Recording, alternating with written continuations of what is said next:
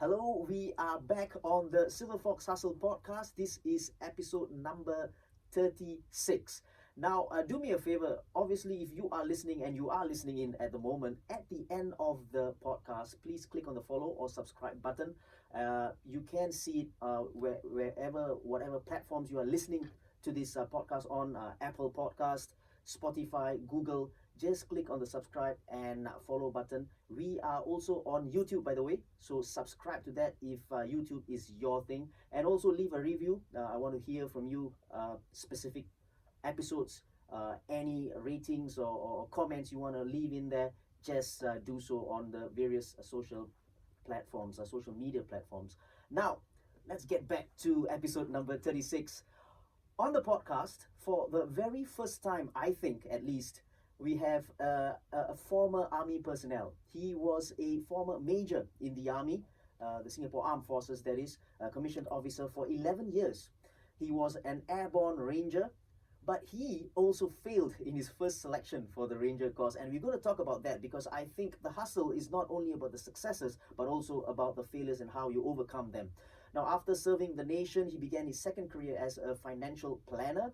Now he's an associate director with Great Eastern Life, and he's also a $1 Million Roundtable member. We're going to talk about him and ask him whether he's a millionaire later. He's also a trainer and a speaker at the Marketing Institute of Singapore. He's done talks there, PSB Academy, Sinda, Mendaki, of all the places. And he recently kicked off about 2 years ago the Bettery Lab Private Limited. He's the CEO there, and in view of making it better for individuals, and we're going to talk to him more about that. Now, welcome to the Silverfox Hustle Podcast. This is episode number 36, Mr. Sakthivel Thevar. Hey, hi, thanks, Sasi, for, it's great to be in the Silverfox podcast and to be in front of the Mr. Silverfox himself. It's a pleasure. Now, this, like I said, this podcast is all about not only about the successes, and obviously you've done a lot in the army, obviously, and now the CEO of Bettery Lab and the associate director at Great Eastern Life. But we want to talk about the hustle, how you got there, because that is what listeners would want to hear from. Let's start at the beginning, right? You said that your dad, right, was your biggest inspiration, your late dad, that is. Tell me why. Now, well, we have heard quotes saying that, your first hero is your dad. And I think in my case, it was. I grew up in Racecourse Road, Roberts Lane. And my dad, he was mad about football. He was playing for the national team in 1977 for Kings Cup, not Malaysia Cup. Right. Then in those days, my only activity with him was to walk from my place, a 10 minutes walk to Farrer Park. Okay. I'll be seated there. Still remember the smell of the deep heat and all the Puma King soccer boots and so on. So that was the exposure that I had from him. Okay. So there were a lot of things that he talked to me on the way, the short walks, and I was about 4 or 5 years old. Okay.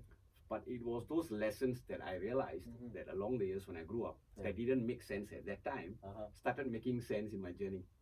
So that was the key. Right. Why I always say that I look up to him, because he was able to implant certain knowledge in me that was useful all my life. I think it's very important. I think you it can be a 5-minute talk between your dad and yourself and myself as well, and me now with my boy and my girl as well. So it could be 5, it could be 3 minutes, but those 3 minutes could be very important. Those 3 minutes could be something that they would remember later on in life and say, that's why he said that, right? And I totally get that. And you spoke about Farrer Park. Yep. Did you yourself play football, and did you?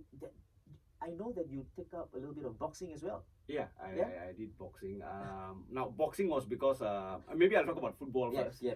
I grew up, so, I had, those days we had Dola Kasim, we had all the stars out there. Right. They will be kicking around, so I'll be this small boy, running around, just asking, uncle, can I borrow your ball? And, I'll just kick around. So, and I never knew that I was actually surrounded by legends. Oh, okay. To me, it was just a bunch of guys playing football in my day. Oh, you mean those were the guys there? Yeah, at Farrer Park they playing? were all Okay. in Farrer Park, they were kicking around. Dad was playing for Jolly Labs. So, players like Surya Murthy, S. Rajagopal, and they will be there. And, that was the time. And I never knew that they were the legends. So think about it. It's like sometimes I'm thinking, what have I been doing? Not knowing who they were. But I was young. Yeah. Now that's where I was exposed, and yeah, of course, from there I once in a while took a stroll into the boxing gym. So I'll be wondering, what was this? And I think that was the era of Rocky Balboa, right? Yes, So, of course. So I got to see Rocky, and then I saw, I started piecing things up and said one day I want to go up the ring. But Did you ever like in the army or anything like in that? the army, yes, but just my bad that just 1 year after I came in, they banned boxing because there was an incident. Oh, is it? Yeah. In the army? In the army, they stopped it. Right. But then when I was 38, going 39, as I said, I feel that the biggest regret anyone will have, right, is not things that they have done, but things they have not done. So at 38, I decided to go into competitive boxing. One last fight. Yeah. Okay. So at age 39, going 40, I fought my first competitive and last, of course, with a 25-year-old. Wow. And my goal was, to be there standing for 3 rounds. Okay. And win or lose doesn't matter. Right. Yeah, but it went well. I trained for 1 year, and so it's a 3 rounds of three amateur minutes, boxing. right? Yes. And is that what did they call that? Is that the blue collar kind of thing? Was that what's the name of? Oh no. They actually initially had this event called the white collar boxing. Right. I actually signed up there. Okay. But I think it clashed because I think at that period they were doing it either in Singapore or Hong Kong. Right. So I decided to join the boxing gym with Coach Bala, the SEA Games coach. Okay. So I told him, look, he was an ex-commando. So this is just like on your own. You just I just on my wanna fight. And Yeah. That's it. So 3 days a week, I will just go over to the gym. Okay. I'll just go and skip, and then just started training. Okay. And at that age, I already had a couple of injuries. So I think the whole idea was, how you balance yourself from not getting injured, at the same time train. Yeah. And I was usually surrounded by the younger ones. Right. So face value, a ranger cannot lose, right? Wow, speaking about boxing, right? It's crazy. People think that 3 minutes in the ring is short. It's not, right? It's not, because you're constantly moving for 3 minutes. Yeah. And so how did that go? How? It went well. I survived for 3 rounds. I did well. In fact, I realized that a good young opponent. I lost by points. Okay. But the thing is that if I had another 2 rounds, I think I would have went on. Right. So right. in that way, I lost out. But I Okay. think it was an excellent experience. Right. And during this period, my older girl, she trained with me as well. Nice. So she was like training with our Singapore SEA Games boxer Leona. Yeah. So she was exposed. Okay. So the mom just told me make sure she doesn't break her nose because she's a girl. Yeah, And that's the only thing I was told. Yeah. Great. She was exposed. It was great experience, isn't it? And again, at 38, and the fight was when you were 39. 39, right? yeah, because the last age for amateur competitive boxing is 40. Right. So I thought, Well done. why not? Well done, congratulations. School-wise, right? And obviously you played a couple of sports. Boxing was one of them. At a later age, you played football, like you said. You also played hockey, Yes. right? Do you prefer hockey over football, or is it that you were better at hockey and that's why? Okay, why not? Maybe let me tell you the reason why. Okay. It's this guy or my teacher called Mr. Ganesan. Okay. I used to play hockey. Which school is this? Bartley Boys. All right. Bartley Boys. Right. So I was playing football for my primary school. Okay. And those days I had no boots. I told my father I'm playing for school, so can you help me buy boots? Yeah. He said no, you can do it with a track shoe. That's how he did. Okay. Or you just go to the reserves and ask them that you are the first team. So give me your boots and see whether you can. And that's how he trained me up. Right. So I was fine, with football. And when I went into secondary school, I was about to go to the soccer team. Then Mr. Ganesan, my teacher, he came to me and said, guys, this is a boys' school. You're not going to see any girl for the next 4 years. What I'm going to do is, as a reward for you guys to come into hockey, he was a hockey coach and teacher, right? I'm going to set up games for you guys with all the girls' team. So what do you think? Oh, that's it. So I say, okay, fine, new sport. And so that's the carrot, right? Yeah. It did happen, like, Okay. We had a game with the Ceylon Sports Club women's team. Okay. Wow, can you imagine 14-year-old guys with all the women fit and everything? But that was the time that we were also spotted. Yeah. And Indian Association told us to play for them Okay. as the under 21 team. Okay. And that's how. Nice. Started So you must be pretty good at that, at hockey as well. I think we just picked up the sport. I love the sport. The of all that, from the start till the end, you spoke about the hockey and the football bit, right? I picked up one thing, Yes. right? And I don't think most kids right now will experience that. Dad, I want a pair of boots because I'm going to play football, and the answer is no. You can make do with a track shoe. or you can ask from someone else.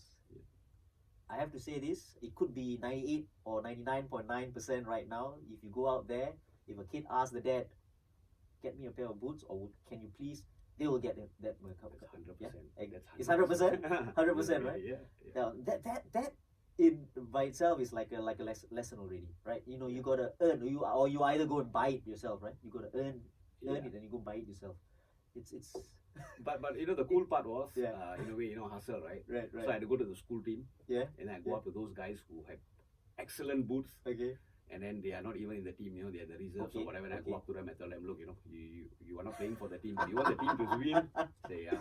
So I tell you what, your participation is when you give me your boots. Wow. Let me Right. score a goal with that boots. Right. Yeah, that kind of thing. I was Okay, doing practical yes, sales with the yes, guy, yes, and I got yes. the boots. That's like life lessons, right? Life Like skills. street smart, being Yeah. street smart. Absolutely brilliant. That's brilliant, right? Now you got called up for the under 21s, the hockey trials, that is. Yes. But enlistment into the army, right? Cut it short. Yeah. Do you have any regrets about that? Like if only. Yeah, of course, you know, to wear the Singapore colours would have been something. Now, there was this challenge, unspoken challenge Okay. within me and my father. Yeah. You know, it's like he had a lot of trophies, Okay. and we had a cabinet in the house. Okay. I used to live in Towner Road after Racecourse Road, Okay. and he had all the trophies. They said, the day when you beat these trophies, then we can talk. Right. Right. And those trophies are in different sports, obviously, right? Not only one. For him, it was mostly just football, Yeah. Yeah. the club level and everything. Nice. So I was like, you know, I was in a quest of collecting as much trophies as possible.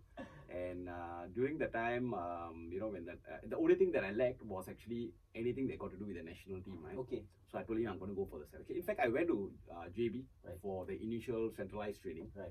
Then I got the letter because as I said, poly days, I studied longer than the course itself. You know, I want to make sure I want to get the long service watch from the Polytechnic, but I couldn't. I missed it by 6 months. Right. But yeah, so I had no choice at the point of time but to move on. You know, that was a regret that I couldn't. But again, you know, I just told them, and there'll always be other chance, and I went on. Right. And you had no choice as well, right? It's an enlistment, right? You can't say, or could you defer at that time? No, I don't think so. No, I think I've already deferred once. Right. And Okay. yeah. It's interesting because you spoke about Polytechnic. Yeah. Let's talk about Polytechnic, okay? and your long service award thingy. Yeah. Listen, I know of a friend as well. Okay, it's not, he's gone further than you. He's gone further. I think, and for listeners who are listening in, a typical poly diploma lasts for 3 years, or you take 3 years to complete a diploma, because I was at the poly as well. So 3 years. And obviously, if you fail a particular module, you got to repeat that, or you got to take a sub paper, which is supplementary paper. Yeah. And if you fail that, and then obviously you repeat that for maybe 6 months or something like that. So if you fail 2 modules, then you got to repeat 2 modules. So that's how it works, right? Yeah. You took an extra 1.5 years. Yes, 1.5. Yeah. So tell me about your experience in the poly first, and your course, right? You took electronics. Yes, electronics. So when I went into the course, I had only 2 choices. Okay. Now, my first primary goal when I was taking O levels was never to repeat. Because my father, you know, he can just intimidate me by just looking at me. Okay. So I could never go up to him and say that, you know, I got to repeat. Right. So, you know, I just said, just finish my O levels and get out of there. Right. So then I had 2 choices, nursing and engineering. Right. Now, if I went into nursing, like I said earlier, I would have killed many patients. You know, I don't think I was cut out for that. So I did a wise choice to go into engineering. Okay. Now, the first 6 months of my engineering, I realized I'll never be an engineer. Why?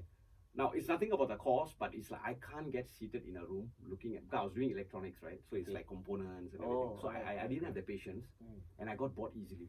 Okay. That's when I realized I just got bored easily. And it was something that I didn't want to do for the rest of my life. You know, in this kind of a lab, you know, soldering and so on. It bored me. So I realized that I'll never be an engineer, but I still finished the course itself because I needed that diploma. Right. So again, same thing, right? Don't fail, just get it over with. But what I did at the point of time was I started exploring. I went out there, I started working while I was studying. While you study, And I supported myself in terms of my pocket money and so on. So and I got exposed to quite a few things. And you know, those days in thing was, you know, talking about army, military stuff and everything. Right. So was it? Yeah, some of these guys used to talk about Rangers special, but I told them that it's like crazy people do that. Right. You know, only crazy people will put them in that kind of situation. So why would I want to talk about that? So I will tell you that. Right now. Yeah. I will tell you that. Okay. So so that was when when I was studying, I repeated, I had my sub paper and so on, but I had a good time, Okay. good friends. Yeah. We still meet up, 25 years of friendship, and I just enjoyed my time in poly. So Yeah. I just wanted to be there as long as possible, Okay. and so that is where 1.5 years, as I said, really nearly got my long service award. But I thought it's time for me to complete it. It's but this was your first choice? This one? This or Yes, not? yes, electronics was my. In fact, it was not many choices. Not many choices. Yeah. Okay, okay. So you had a few only to A choose few from, and this choices. was one of the few. This was one of the few. I had this, I had electrical, and I had manufacturing. Wow. So factories were not my cup of tea. I mean, I'm not saying, but at the point of time when you hear Yeah, manufacturing, it's yeah. like, what factory? Why not nursing? Come on. Well, I had the best of both worlds. My wife is a nurse. Yes, I yes. got her during poly days. So Okay, okay. the 1.5 year was an investment, a long-term investment. I You see, right? So it worked out well for you. Yeah, the extra 1.5 years. yeah, the extra 1.5 So, years. so she was My studying in the junior. nursing course. Yes, yes, yes. Ah, So she was like right. 1 year my junior. Okay. So I decided I got to invest another 6 months to Yeah. 1 year. To court her. To court her, Nice. to secure the relationship. Right, right. So that my dad used to say, get them to know young, so that you have a lasting relationship. Okay, great. Yeah. Nice. So when you graduated, right?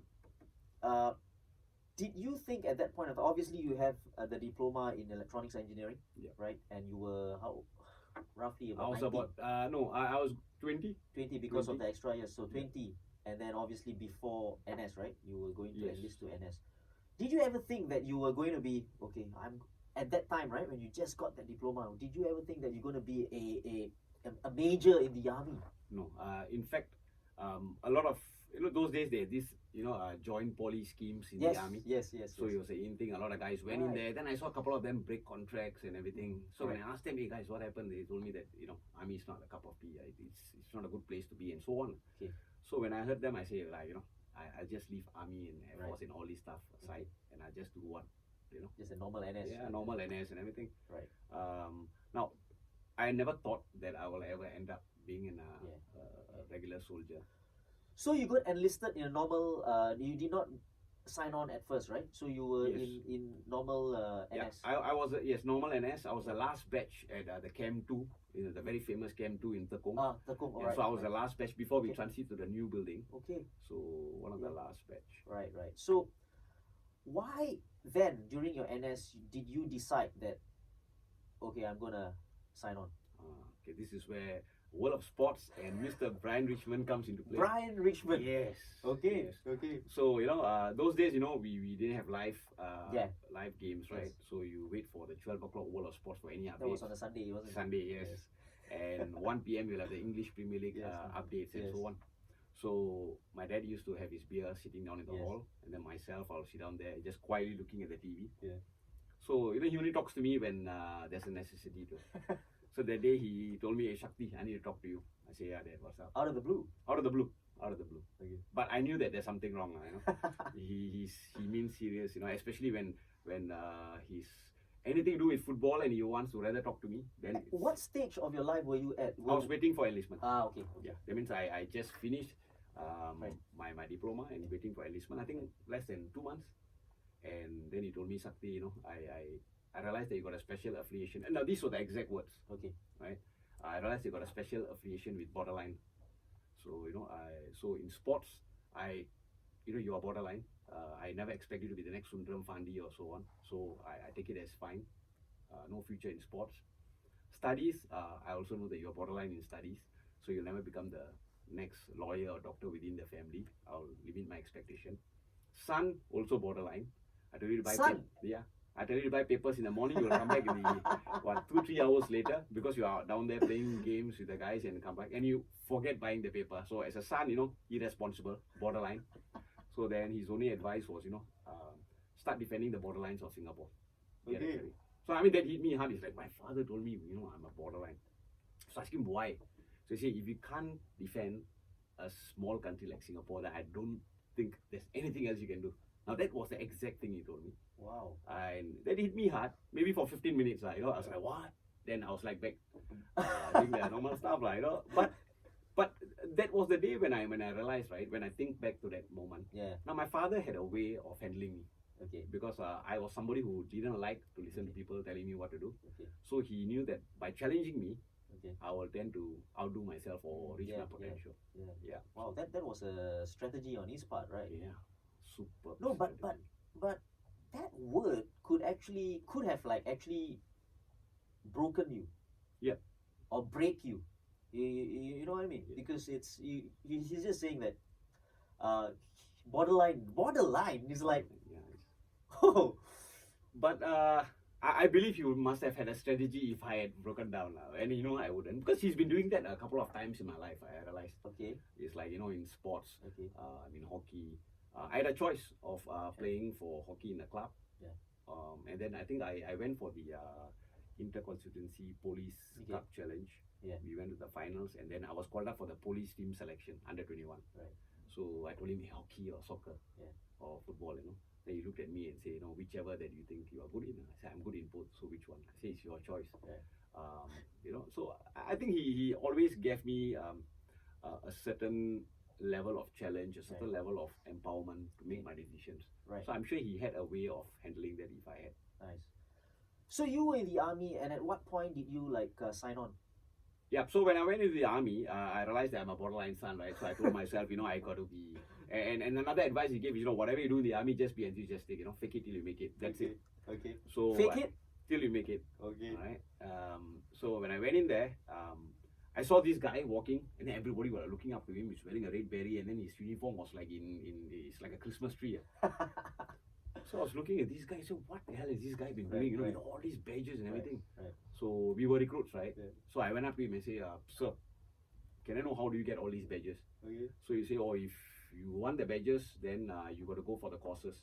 Okay. I said, how many courses are there? I said, as much as you can go. So I say, fine. So that's it. So I realized. Who's this guy? Okay. Who is this Christmas tree? Yeah, okay. So this, it was actually a retired officer called Chan Wei Long. Okay. Lieutenant Colonel Chan Wei Long. Okay. And he's the guy who actually, when I went into officer cadet school, right. He told me that, okay, look, you don't waste time. I'm going to send you to commandos. Okay. So, become a regular in the commandos. So he set a certain direction for me. But I made up my mind that since I'm borderline, and the only way I can prove myself that, or my father, that I'm not a borderline is being the best in what I am. Okay. Wherever I am. Okay. So I realized commandos. So I went in there, and I went. But the only problem with me is, as I said, I see it's quite ironical that I don't like to follow rules and regulations. Yes, it is very, because the army and the organization, right? So and what I felt was, over there, I started learning how to actually, I shouldn't be saying this, but again, how do I actually play along with the guidelines? Okay. And still not get into trouble and get things done. Right. That was. So what you're saying is, don't get caught. Yes. Don't get caught. If you get caught, just face the music. That's it. Face the consequences. Yes. Be responsible for it. So I realized that everybody have a choice. There's no such thing as no choice. So long as you are able to face the consequence of your choice. And I think that made me stronger, and I started earning a fair bit of respect from a lot of the senior commanders, because it's like, if I screw it up, I tell them, I screw it up, so what's up? I'll just face it. Right. I think that helped me. So how long did you take, from a recruit and to becoming a major in the army? Roughly. It took me about 10 years. I was already a captain. On the 11th year when I was leaving, I was actually getting my major. Right. So if I had taken the major, I should have had stayed for another 2 years. Okay. So I told them I don't want the major. Okay. But I got my major the moment I came back from my national service. I see. You were from the infantry. Yes. Before, right? Yes. So what was the experience like there? Now, of course, infantry is like, most of the guys are there. It's the basics, right? So, it was cool, but the pasture's always greener the other side, right? So you see commandos, we have all the special ops guys and everything.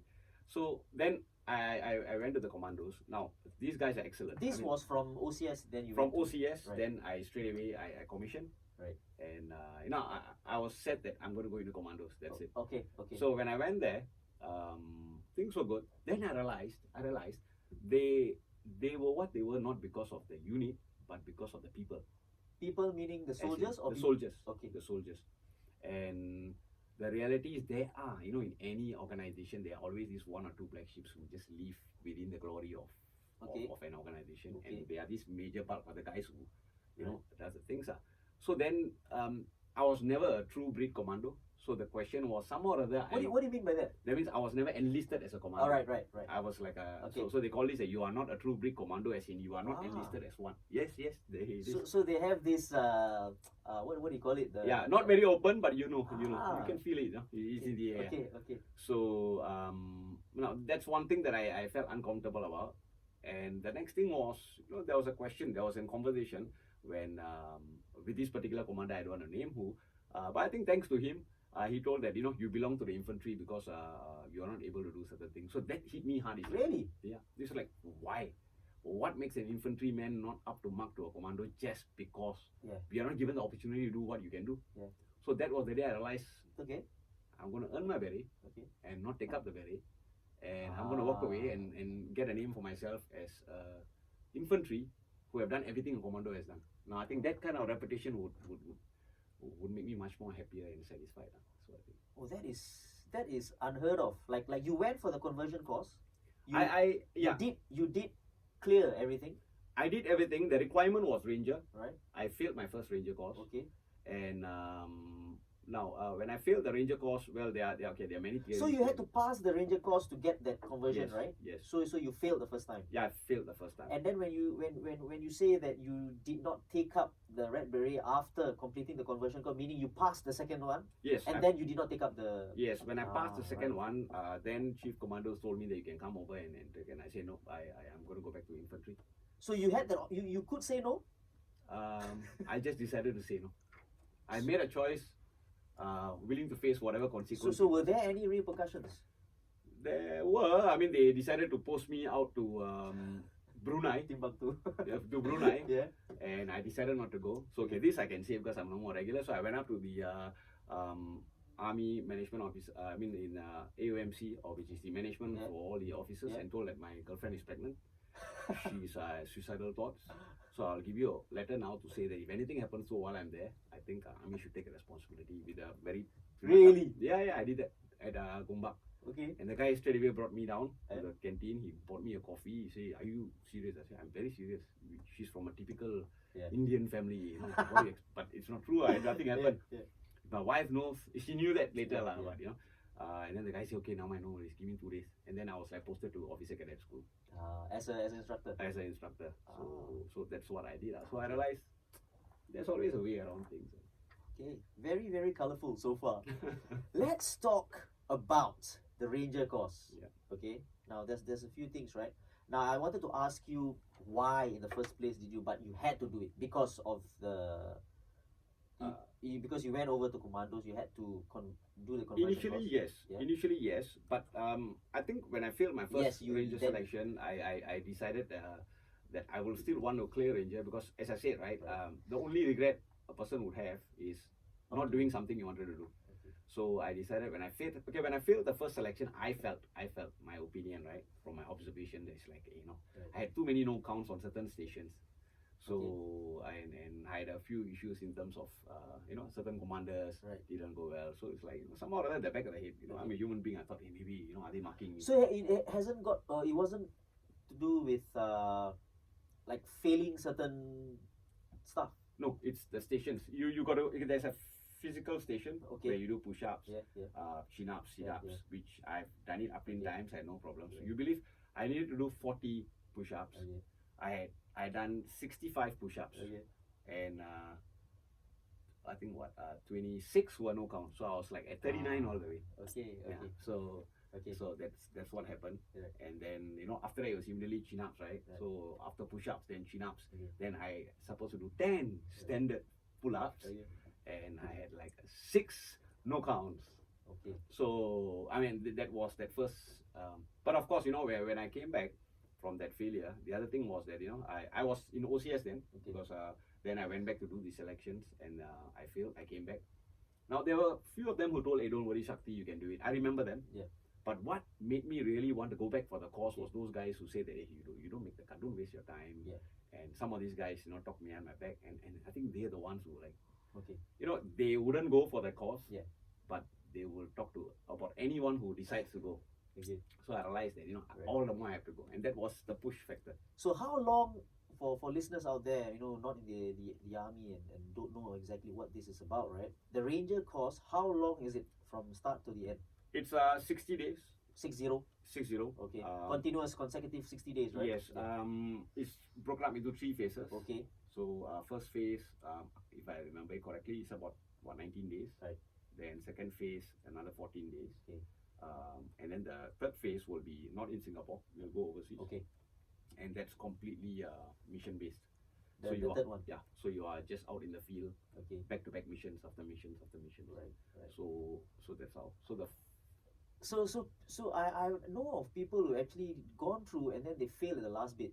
Yeah. Like they've gone through like almost like 40, 50 days and then I know a guy who at 59th day he was told that good luck and try again next year. Yeah. Is this all a mental exercise more than anything else? Definitely. Ranger course taught me that our body actually follows our mind. 50% of the battle is won. I mean, we heard these in many quotes and in movies and everything, right? But realistically, the moment you say you can, your body will just follow. That's why you have marathoners who are really fit, but they just fall, or they get injured because they just push themselves beyond their limits. But the mind still goes on, you see. So I think this is where Ranger course is a classic example. Right. And now there were a lot of value behind the course that I learned. Yeah. I think one of the key thing is it's a lot on mental. It's mind. If you can conquer and if you know how to, I won't say control your mind, but if your mindset is, you have the right mindset, I think the rest will fall in place. To till this day, right? I'm just thinking, okay, why would anyone do that? No, seriously, it's crazy. I asked myself that question. It's mental torture, isn't it? I asked myself the question 59 days when I was in the course. Every night, what the hell am I doing here? Yes. It's and to do it twice, like after failing the first time. But the first one, I just failed the selection. Yeah. When it Right. Then I was ready to get married. So I needed extra support, right? So I told my then girlfriend, who has been like going out with me for 8 years, that we will only get married when I get my tab. Wow. So you better pray hard, do everything possible. Okay. So there was good reason for me to push the wedding a bit later, not to. Now, without revealing confidential data or whatever that happens in the Ranger course, what are the kind of things that you have to do? Well, basically you are given about 3 hours, 4 hours of sleep every day. Okay. Right. So you're every day. Every day. Okay. So maybe after a couple of days, maybe 19 days, one phase or what, they will give you maybe a good 6 hours of sleep, 7 hours of sleep, if you call that, So it's a lot of harassment, mental harassment, where you'll be sleeping at 4 a.m. you get turnouts, you have a lot of stuff going on, and they tell you that your nights off is at 12. You got to wash your clothes, you got to wash your camo. You have 20, 25 guys running into 3 cubicles trying to bathe, wash up and everything. Your lights must be off at 12 sharp. Okay. And you are 10 minutes pack up for next day, and our equipment is easily about 30 to 40 kg. Right. So we got to prepare and everything, so there's no time. So you got to wake up at 2 a.m, crawl to your place with torchlight and start packing your stuff and everything. Because you're not prepared the next day, that's it, your whole squad is going to get. So it's basically, like I said, mental, and you got to just do what you got to do, to just survive in there. Yeah. Just for that period of time. Yeah. So the sleep is one part, and the other thing is that they overfeed you at the initial phase. Overfeed you? Yeah. They will give you 10 minutes with a lot of food, and you got to finish eating that. Okay, some of the things are a bit disgusting. I don't know I should share, but why not, It's like you got to eat, and if you puke it out, you better collect it and keep it. You're not going to leave it somewhere there, that kind of thing. And if you can't, don't worry, your buddy is there to help you. So you are responsible, and you got to tie knots before you even go for your meal. So if you got 10 minutes, you got to tie certain knots there. I think more than 30 over knots, right? Knots. Knots. As in, okay. So if you do not know how to tie the knot that you're told, then you got to go back in line. So your 10 minutes becomes 7, 6, 5 minutes. And that is the amount of time you have with one whole plate of rice that looks like a mountain with chicken and everything. That's what happens. So basically we'll just take the syrup and everything, put it up there and just gulp it down. So this is where I will say it's like you eat to survive. Right. And in the next phase, when you go out there, you are starved, deprived of food. They have one combat ration for 2-3 days. Right. So that is where they were like. So the earlier part, the earlier phase was actually carbo loading. But in a way. In a way. Wow. So what is the biggest thing that you took away from the course? That twice, the selection obviously you failed the first time, but the Ranger course that you went through and you passed, and what is the biggest takeaway? I think the biggest takeaway was, learning to be comfortable in uncomfortable situations. Okay. To be fast in adapting to situations. Okay. I think that was the key, because things never remain the same. Things change. You have no control over it. So the only thing that you have control of is how do you adapt to it. So I think that was something that went a long way, not only in Ranger course, but subsequent years, whether in military or until now. Right. I think that was the key takeaway. So you went on and 11 years in the army. Yes, about 11 close to years 12. in the army, and you quit in 2009. Yes, August 2009. Yes, August 9. Why? Well, in 2007, Yeah. I just handed over my officer in command. I was actually a OC, Right. so I handed over, and then this company was going for prof test, overseas training, Okay. and while we were in the camp, and I followed them, they were my guys, right? So I said, can I just join them as the training goes on? And during the time when we were in this camp, I can't specifically say the name of the camp and the country, but Okay.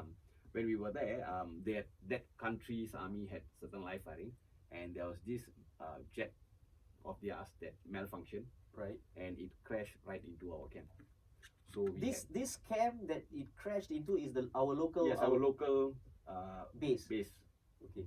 So of course, the pilot and the co-pilot, the guys stayed with the plane, and they passed on, but they stayed with the plane. And those were the foreign. Yes, the foreign Okay. army Yeah. pilot and Yes. co-pilot. They stayed with the plane because if they had ejected out, I think there will be more casualties. Okay. So they stayed and they steered the plane away from the main bulk of guys. Right. So they crashed into this storm where Okay. we had 4 of our servicemen who got badly injured. Okay. 3 passed away. Oh. One guy survived. He was flown back to Singapore and so on. And I supposed to be there. I was supposed to be there to sign some forms. And you were there at the base itself. Yeah, I was there. You were there at the base. I was having my Taiwan. I was having my dumpling. Right. Okay, Yeah. it's an open secret, Yeah. right? So I was having my dumplings, and then next thing I was there, and it was quite close. You could really feel Okay. the flames and so on. So Wow. it's quite close. And that was one incident that gave me a wake up call. Okay. My daughter was like about 3 years old. So it's like, what am I doing, overseas?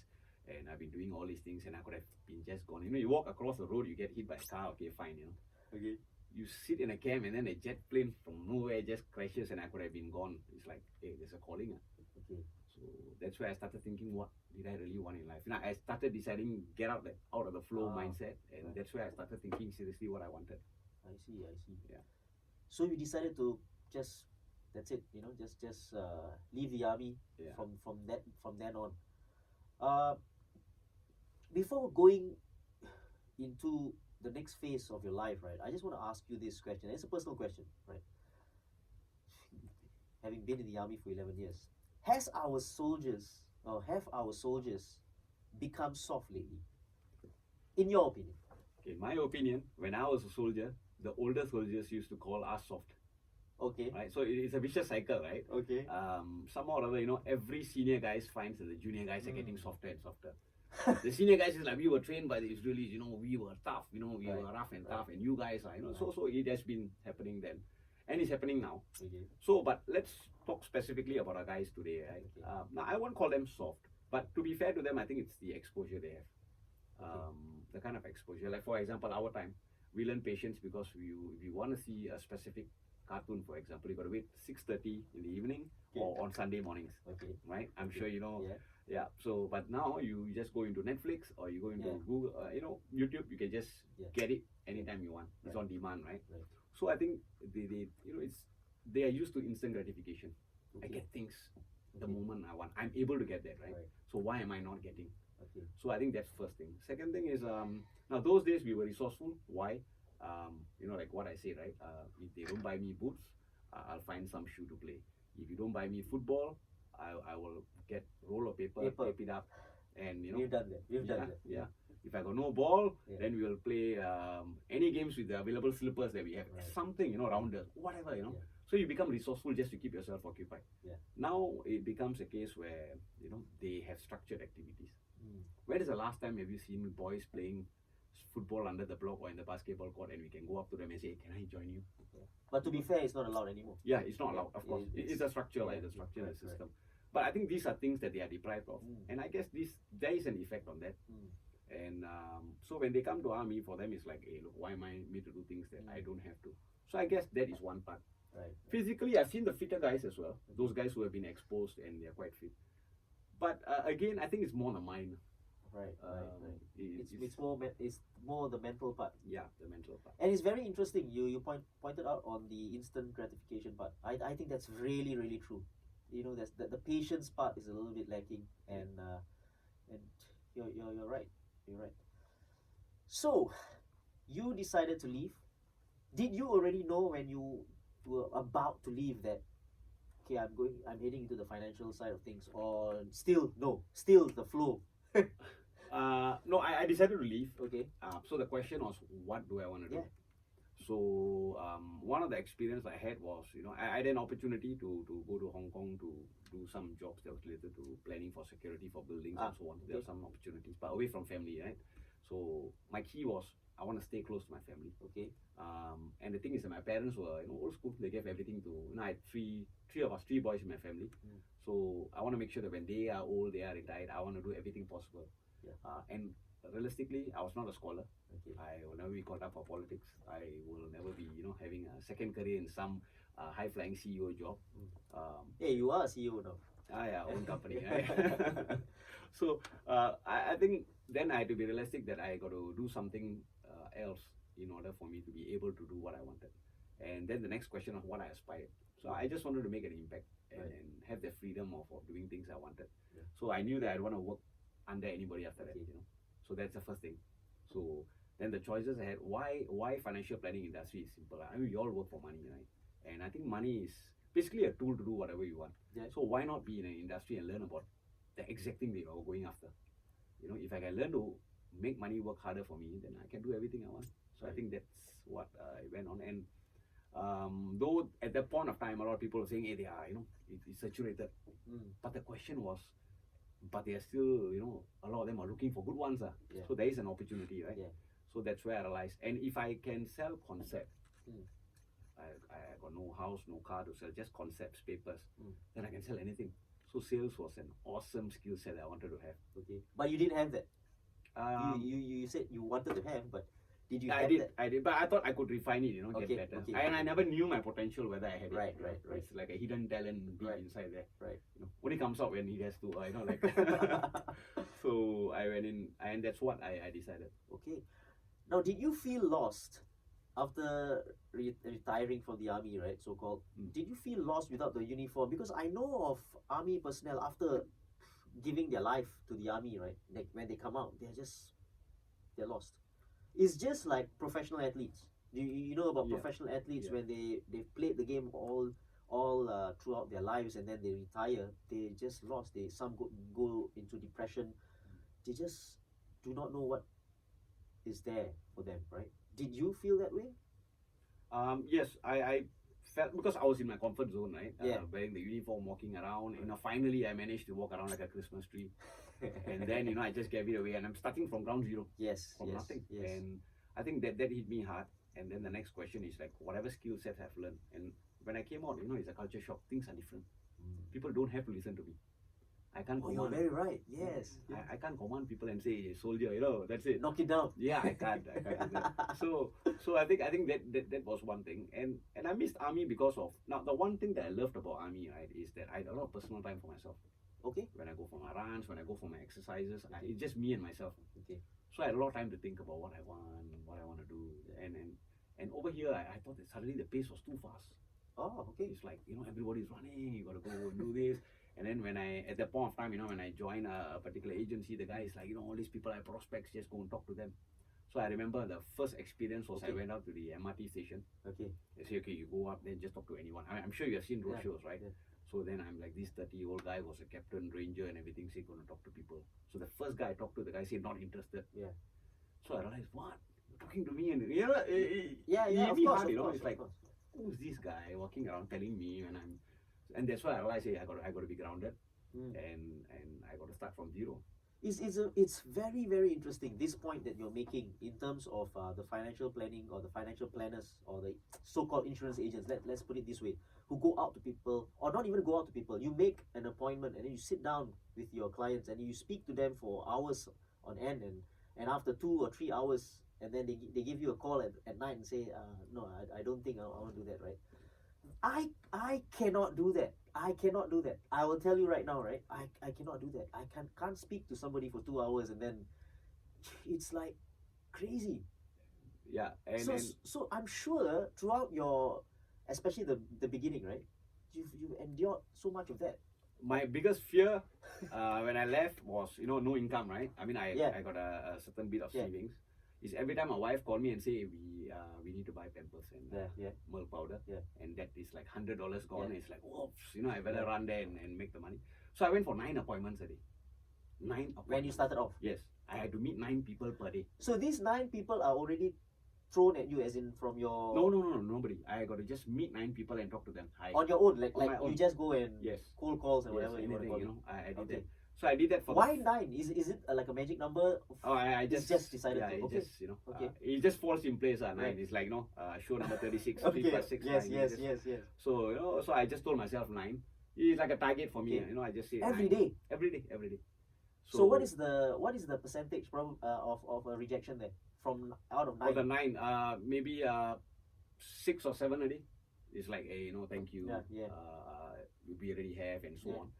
But today, I mean, the whole idea that each time I got better at it. Okay. And I learned that I never want to be a typical insurance agent selling products. Okay, tell me about this. Yeah. So what is that? I never ever want to make a phone call to say, hey, hi, Mr. Sakthi, I'm calling from ABC company, and what I have is actually a new plan in that is very different in the market. Can I meet up with you? But this is somebody you don't know or you know? Oh, anyone. Whether I know. Even if hey, Sakthi, how are you? How's things, man? So you don't want to be that guy? I don't want to be that guy. So what do you want to? So how do you want to do this? Now, I want to be the guy where people tells me, Sakthi, I know you're doing this. I need some advice from you. Why don't you have a chat with me? Okay. Difficult, right? Sounds like, hey, but, sure. No, but you need that track record to be able to have someone calling you and asking you to do that. So in order to do that, then what I do, go back to basics, right? Is like to provide value to people so that you are so good that they want you to meet the people around them. Okay. So that's where I started sharpening my axe in terms of learning more things, adding value to them. Okay. Instead of talking about products, I talk to them about the processes, about what happens, what's the process after you're gone. Are you sure after you're gone, meaning what? As in you are gone, or if you're not around. Okay. Whatever you have had, the insurance plans, right? What's the process of going to your family members and so on. So what's the process like? I don't... this is interesting, Yeah. So nobody speaks about that. Yeah, exactly. So if you are the guy talking about it, then he's like, hey, this guy got something. Okay. And I tell them, look, is this information good for you? Good. Do you think your friends would love to have this information? Yeah. So can you give me their number? I talk to them. Whether they want to buy products, that's their wish. They are the best judge. But I need to tell them that's my key purpose. So listeners who are listening in, if you want to know what happens if you're gone, you call Sakthi, right? But you're right. You're right about this part where nobody speaks about that part. What happens if you're gone? So how does the money goes? Where does it go to? Like that kind of thing. Yeah. The question I ask them, you pay the premiums every month, and when you're gone, hoping that you will go to them. But are you sure? Yeah. And I'll just give it to them. Are you sure? And okay, again, this is a layman, and again, I'm telling you because it's based on experience, right? Obviously, I have insurance and stuff, and what I do not like is when people do not follow up. As in, okay, I buy from you, and that's it. You're gone out, and you go and meet the other people, and then you don't come back to me later on in the future. For certain things, it could be anything, right? So that part, that human touch, is gone. It's just like a sales process, right? That means you sell me something, I buy it, and that's it, gone, finished. Because I'm paying every month, right? Yeah. Right. So you're right about, the human touch. You need to. It's important, but realistically speaking, in a business point of view, now as you have more clients, you decide to go into management or you're building your team, right? You find that time gets less. Correct. So what I do is I'm not perfect. I still have 1 or 2 clients who say, hey, I've not heard from you a long time. But it's first of all, you'll be contactable at all times. Okay. The moment they need you, they really need you, you'll be there. And number two is if I can do videos and stuff, and I'm always in. Now the reason why I'm always in social media is not to go on an ego trip, but to tell people, hey guys, I'm still alive.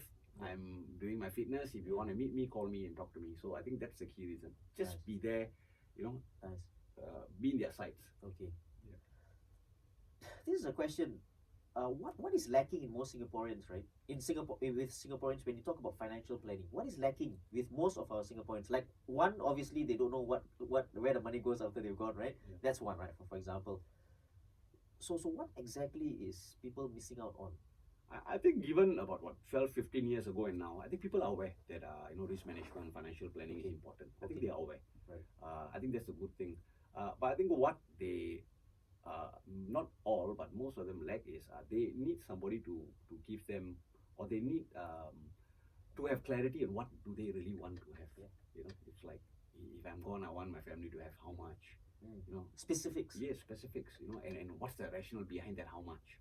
I mean, 5 million sounds good, but everything boils down to dollars and cents, right? Correct. So the question is, to know, if I want to retire, if I want to do this, and end of the day, I believe that money is still a tool of what you want to do. Okay, if you want to do a donation to a charity, then you need money, right? So there must be a reason why you want to have this accumulation of money, wealth accumulation, and so on. So you need to be clear of their goals. Okay. Then when you are taking on these products or when you're taking on these plans, it makes sense to you. It won't be a pain. Right. This is where sometimes I think this clarity is not to all. So I think it will be better if they take ownership of those information. Nice. Now you have this aspiration, right? And I quote, it was to live life by your own design and make an impact, right? Tell me about that. That did you coin that yourself? No, it has always been with me. Where when I left SAF and I went to Ranger and that stuff, it's like I just want to do it my own terms. Okay. And I want to live life by my design. Right. I think whether we accept it or not, I think there's certain structure. System-driven structure that we have all been through, right? Like when I was young, the do's and don'ts. Yes, the do's and don'ts. Right. If you don't study, if you don't go to a government job, you won't go far. And I've been even labeled as this guy is going to confirm give a lot of trouble, within my some of my relatives and so on. I don't blame them. That's the way it is, right? The structure. So for me, it's like let me live my life, and that is where I wanted to have control over time, flexibility, and things I wanted to do. So it was easier said than done. It's easy to say. Everybody can. Of course. So that is where I started making decisions, uncomfortable decisions, which I was happy because I'm trained to be adaptable and be comfortable, right? So to do things that I just wanted to do. Right. So if I feel like going to gym after this, I'll just go to gym. Yeah, if I want to do something, I'll do. But I got my priorities clear. Okay. I need to have this much of money on the table for my family. I need to have certain responsibilities for my mom and so on. Those things not negotiable. Right. But anything else, it's my time. So I'm always busy, but doing things that I want to do. Busy is good.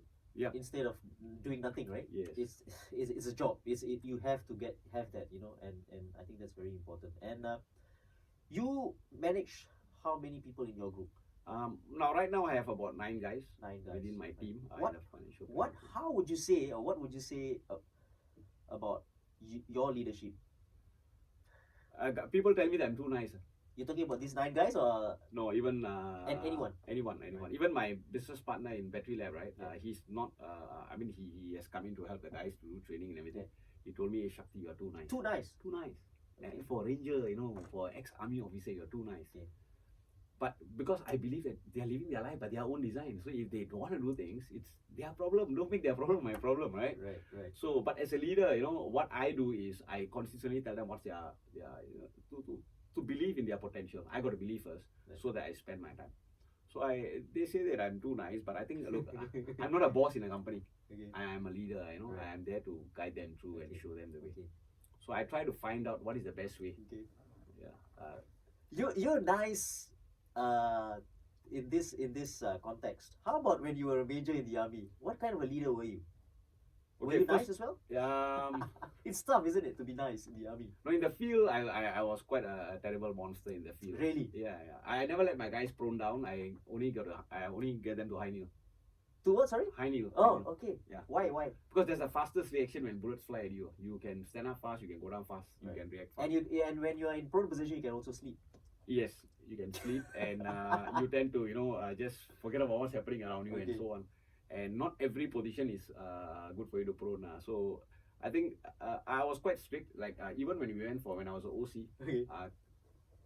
putting on camo is even when we went for normal range, right? Right. I want the guys to put camo, and I'll be the first one to put on camo. Okay. So why? Because it's this feel, right? It's like when you put camo, the state management, you are out there. Tour of duty. Yeah, that feel. Right. Interesting. So you're a monster in camp, and you're very nice now. Nice, very nice. Now tell me about this $1 million roundtable member. You are. Yeah. Yeah. So when was this? Okay. First of all, let me clear the air. Yeah, please do. Right. Because I personally, I want to know what that is, firstly. And then obviously listeners want to know, because you see that a lot in newspapers. Yeah. Like obviously members advertising themselves and what have you. So what is that exactly? Tell us. Okay. Please. So $1 million roundtable is actually a trade union in US. Okay. So it's actually across all the insurance companies globally. Okay. So what happens is that they actually have a certain quota in terms of your commissions they got to hit in their respective countries. Okay. So once you hit that, you become the top 5% in the world. Okay. Within the financial planning industry. Right. Top 5 in the world. In the world, top 5%. And if you do double or triple the MDRT within the same year, it's called a court of the table. Okay. This is bigger than this. Bigger than MDRT. Right. And if you do 6 times an MDRT within a year, it's called top of the table. That's like 0.5% of the whole world. Right? It's like very minimal. And yeah, there are guys who do that. So now $1 million roundtable doesn't mean our commissions are based on getting $1 million. Okay. Right. It is more towards. I think the whole idea that came about is actually the actual reason why it came about is not the dollars and cents, but it's the fact that how many people you can help. Okay. See, so do you go by number of people, the number of deals that you closed, or the number of commissions? The amount. The amount. Yes. Right. The commissions that you get. Okay. So there are many ways to become $1 million roundtable. Okay. I think of course if you talk about just getting it, then yes, I want to earn this much money. If I meet 2 or 3 high net worth people, yes, I have achieved it. Yeah, fine. And the other case is I meet more people, average people, and I close a lot of cases, quantity, right? Yes. Yeah, then I also can. So it depends on. But you see, as you grow, right, it's a strategy. It's a business strategy. End of the day. So it's how do you want to. But I think end of the day, $1 million roundtable is actually not just an award that you walk around. I think it's the meaning behind it, where you know that consistently you are the top because you are making difference to people's life. Now something I learned from Ranger, and I'll also apply this. Now to get a Ranger tab, it's not hard. It's really hard, right? Okay, it's hard. I would say it's hard. But what's harder, it's to live your life as a Ranger, the values of a Ranger. Okay, right? That means to keep faith, to have certain virtues that we are, and never leave any man behind and so on. You need to practice what you actually. Yes, what you have been learned, and same thing. So $1 million roundtable, to be a first-time achiever is hard. Okay. But once you do that, it's about whether can you consistently maintain that standards, right, of giving the same value to people, and it's a long-term business, right? Okay. If you don't do it right, people won't come back to you. Yeah. So if you're doing it every year, that means people are willing to deal with it. So that's the message behind it. Nice, very nice. So get that off our plate and our chest. Yeah. And my $1 million roundtable was challenged by my father as well. So he's the man. He's like, what is that word again? Sorry, borderline. Yeah, borderline. Borderline, right? Yeah, borderline. I on his 70th birthday, about 1 year before he passed on, he did his 70th birthday, and I asked him, hey dad, do you think I'm still a borderline son? Or then that's where the actual truth came out. So what was it? So he says, you never been borderline. Yeah. I just need to find a word to trigger you, and then that's what he said. Disclaimer to all dads at home listening to this, right? You might just not want to use that on because not anybody can take that. No, seriously, because you look at what's happening in the world today, number of mental illness, suicides, just by words you can kill somebody. So please, disclaimer. But that was excellent, Sakthi, and obviously from the whatever borderline number of borderlines he said. If you know more borderline, my friend, you are also a trainer and speaker, at institutions like PSB, Sinda, and Mendaki. Now, how has that been? Has it been good? I think it's a good gig.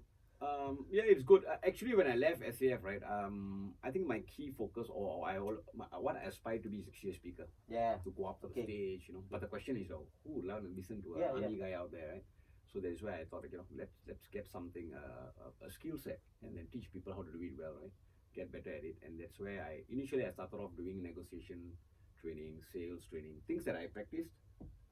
When it worked, I taught people. And slowly I grew, and then I was even called in for some keynote speeches in Malaysia and some of the big insurance companies. So I think that's how it started. Yeah. So it was, speaking for me was not more like a job or career, but it was more like a passion. It's like, I meet people, I talk to people. But it's a passion that once in a while it does pay you, so why not? Of course. Yeah, if it helps, it's brilliant, right? Yeah, so. Nice. Now let's talk about Bettery Lab Private Limited, right? You started this. Just tell me, what is this about, and what is the objective of Bettery Lab? Right. Because I've seen you on your shows and stuff, and then it's nicely done, interviewing people and stuff like that. So what is this about? Now, myself and another ex-major, Noor Iskandar, I think he was together in the same unit. In fact, he took over my company when I left as an OC. Okay. Then he left. He became He's Noor Iskandar? Yes, Noor Shout Iskandar. out to you, Noor Iskandar. Yeah. And he went into teaching, and then he was into business and so on after army, and we came together. And we were working on some stuff. He was like quite interested to know what was I doing. That time I was having a YouTube channel, making videos while I was running, And that's where we decided, we had this common thoughts of, we believe that, things can, it's always about doing things better. Okay. There's no such thing as perfection, but it's always getting better. So this is where we say, let's work with companies and individuals. So that's where the Bettery. Yes. The Bettery lab. Why lab is because it's still like a ongoing thing. We do experiments and we move on. So we came together, we started Bettery Lab. And I think we were very clear that it was about making the difference. Okay. Like how? Business owners. Okay. Like for example, the Bettery app channel you talked about, right? Yes. Now the live chat started because when there was COVID, and then when there was circuit breaker, a lot of the home businesses got affected. We all know, right? Correct. So some of these guys called up and they say, hey, this is what's happening, because we trained with them, or we trained them during with Malay chambers and so on. So they were telling us, hey, what should we do? So what we did is that I looked up at Iskandar, I looked at myself, we look at all the network of people we have. I say, look, I tell you what, we'll do a live chat. Right. We get you visibility out there. With these owners, these business owners. Yes, you come out there. We talk about what is your inspiration. You share what you have done. Okay. And we started making a community of business owners together. Okay. And somehow or other they got businesses through our own contacts and everything. And that's how it started. The whole it became a live chat. Yes. Then slowly, it built, and then from a rocking chair with a earpiece and a MacBook. Then slowly, I got my mic, and I was also learning new stuff. Every single day. Right. Like how can I prevent this and that. Correct. And that's how. So these are the things that we do. So this has been going on for 2 years? Yes, about 2 years. So how has it been? Good? It's been good. Now we are reviewing in terms of how we can do the channel better. That's why you don't see me much for the last 1.5 months, because we are waiting to relaunch it. Okay. And please do. Yeah, it's nice. It's love to. Yeah. So we are planning to do it in March, and of course we are also working with businesses. Yeah. One thing we believe is that during this time, it's all about collaboration. Okay. How can we come together, leverage on each other, with business owners?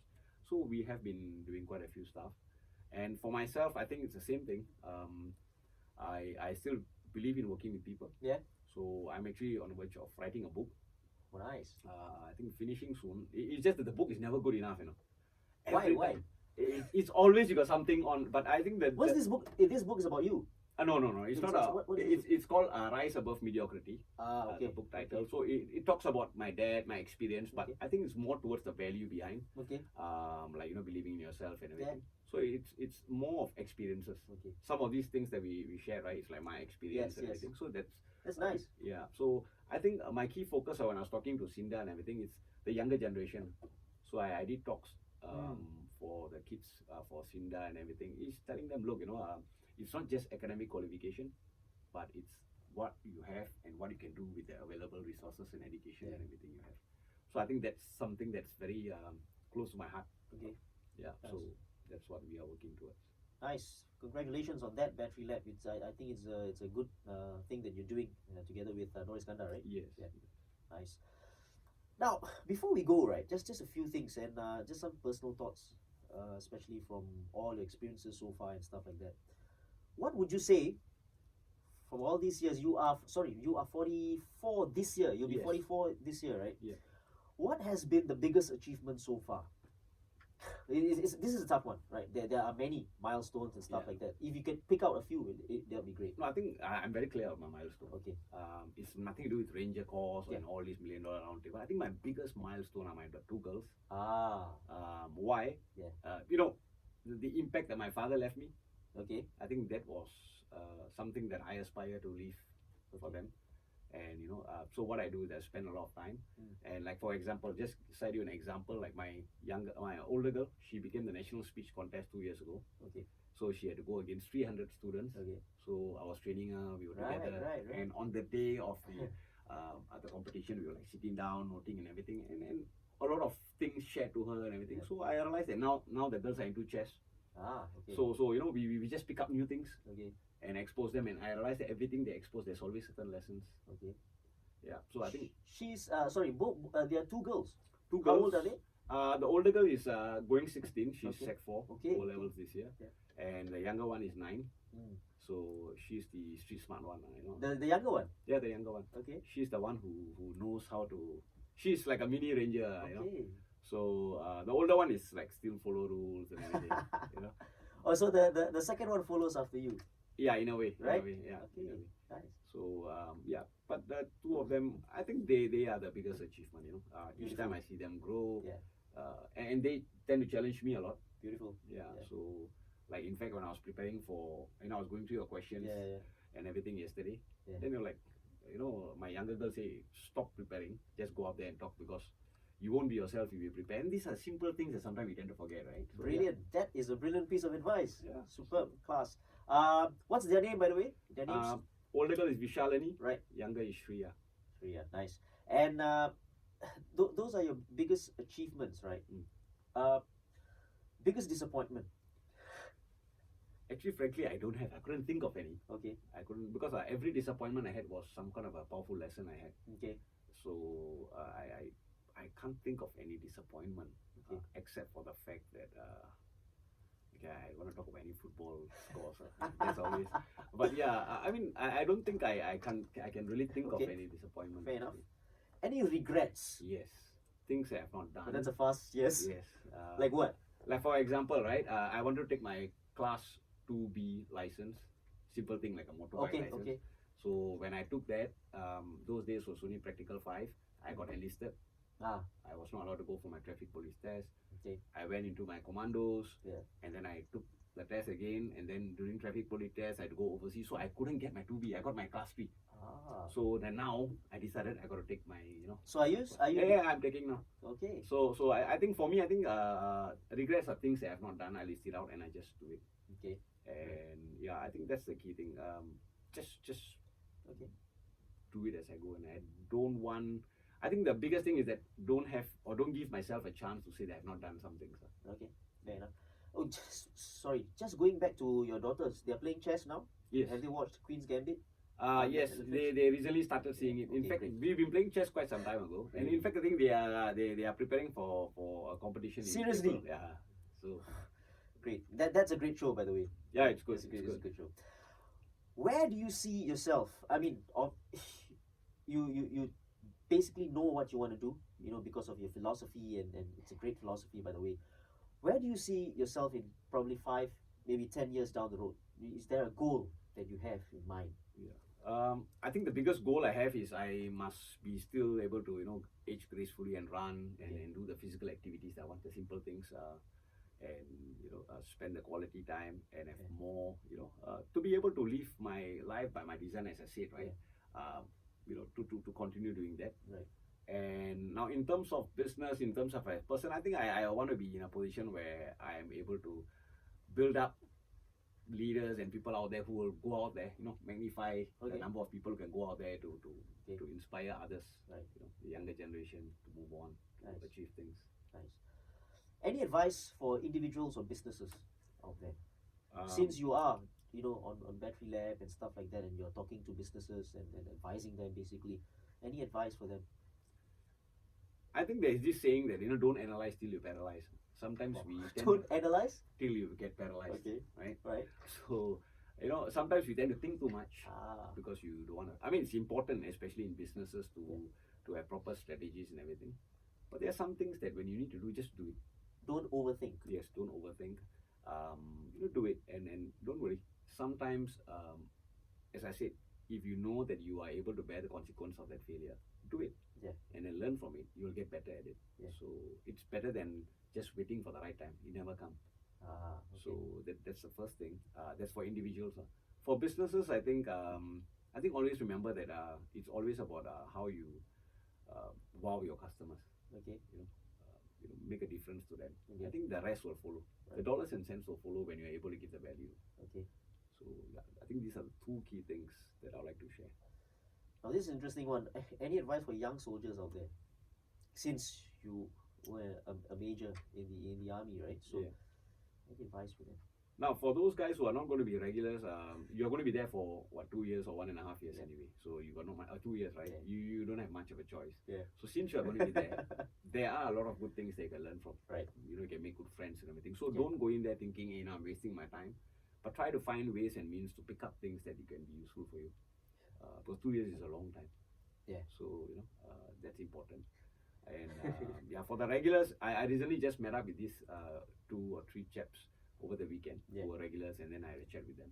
Yeah. Again, for them, I say, things have changed. Sometimes warfare is much more different about 15 years ago. Now we are more worried about cyber warfare and more other things. Yeah. But I think just be good in what you do, because the job you do, people are dependent on your expertise. Right. So be the best in what you do. Mr. Sakthi, thank you so much for being here, and over the past few episodes and throughout the episodes, we had athletes, we had actors, we've had Olympians as well, footballers, coaches as well, and today very happy to have our very first army personnel or ex-army personnel, a major as well. And I think there were some very, very good life lessons, especially, and this episode has been very, very good in that sense. We talk about failing, right? Failing. That's the most important thing, right? Because you learn from there. And then we talk about the borderline thing, which I'm still trying to wrap my head around that, right? It's excellent that how you actually turn that around, all right? And whatever you've been doing right now, from a financial planner and your thoughts and your philosophy, I think that has been great. So thank you so much, Mr. Sakthi, for being here. You are definitely a true blue hustler, right? Cheers to that. This has been episode number 36. Now, at the end of this podcast, click on the follow or subscribe button, please, and leave a review also. I want to know more about your thoughts on this podcast and obviously this episode as well. We are out on YouTube as well, so search and subscribe to that as well. Now, till the next episode, which is episode number 37, the hustle beats talent when talent doesn't hustle. Cheers.